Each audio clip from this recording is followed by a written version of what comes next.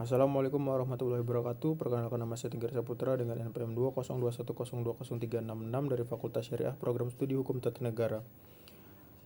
Saya akan menjelaskan materi pertemuan ke-13 dengan judul Pembaruan Hukum Islam dan Tujuannya.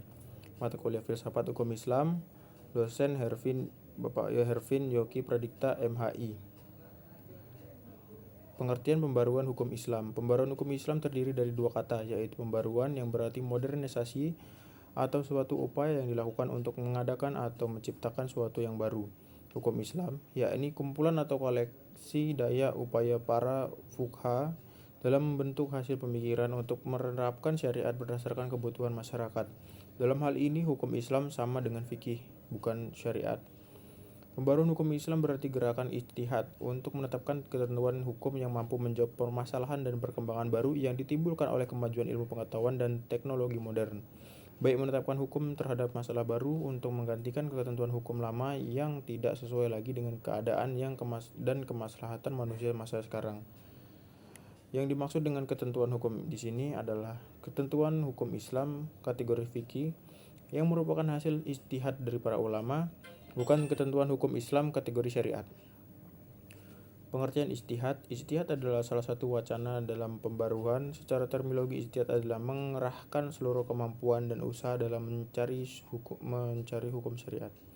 Kata ijtihad hanya digunakan pada usaha yang memerlukan pengarahan tenaga semaksimal mungkin demi sebuah tujuan.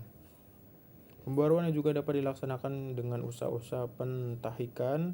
Dengan usaha pentahkikan ini akan terlihat keaslian dan kemurnian ajaran Islam. Cara ini lebih mudah dibandingkan dengan ijtihad, meskipun cara ini barangkali termasuk dalam wilayah ijtihad.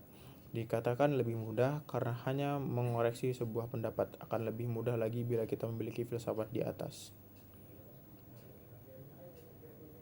Tujuan pembaruan hukum Islam. Pembaruan hukum Islam merupakan salah satu keharusan bahkan kewajiban yang mutlak.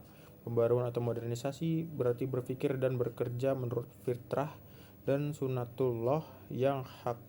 Sunatullah telah mengejawantahkan dirinya dalam hukum alam. Maka untuk menjadi modern, manusia harus mengerti terlebih dahulu hukum yang berlaku dalam alam itu. Manusia, karena keterbatasannya kemampuan, tidak sekaligus mengerti sunatullah itu, melainkan sedikit demi sedikit dari waktu ke waktu. Sejak awal, hukum Islam sebenarnya tidak memiliki tujuan lain kecuali kemaslahatan atau keadilan manusia. Ungkapan bahwa hukum Islam dicanangkan demi kebahagiaan manusia lahir dan batin dan duniawi ukhrawi sepenuhnya mencerminkan kemaslahatan manusia. Sekian pembacaan materi pertemuan ke-13 dari saya.